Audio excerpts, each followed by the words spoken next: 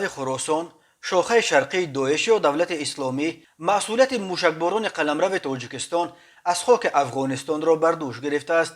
پایگاه سایت که فعالیت‌های گروه افراطی و تروریستی را در سراسر جهان پیگیری می‌کند، روز 8 می بیانیه خراسان را نشر کرد که در آن گفته می‌شود که حمله روز 7 می به قلمرو تاجیکستان کار دست جنگجویان امین گروه تندرو بود. در بیانیه ادعا می‌شود که جنگجویان داعش از حدود ولسوالی خواجه غور ولایت تخار افغانستان به طرف خاک تاجیکستان 7 موشک انداختند. خواجه غور با ناحیه‌های فرخار و 5 ولایت ختلان تاجیکستان هم مرز است. تا کنون مقامات تاجیکستان ادعای موشکباران شدن قلمرو این کشور از سمت افغانستان را شرح ندادند.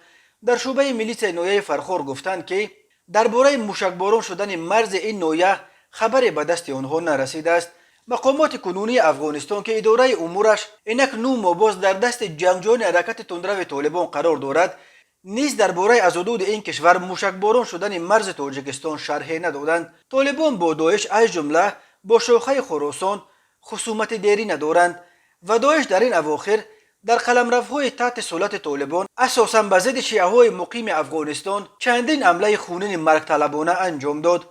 شام 7 می چندین خبرنگار و رسانه‌های افغانی از موشکباران مرز تاجیکستان از حدود خواجه غور و آتش جوابی مرزبانان تاجیک خبر دادند. این اولین حمله موشکی به قلمرو تاجیکستان و دست کم دومین حمله موشکی به مرز آسیای مرکزی از خاک افغانستان در پی در ماه آگوست سال 2021 در این کشور به قدرت رسیدن طالبان است.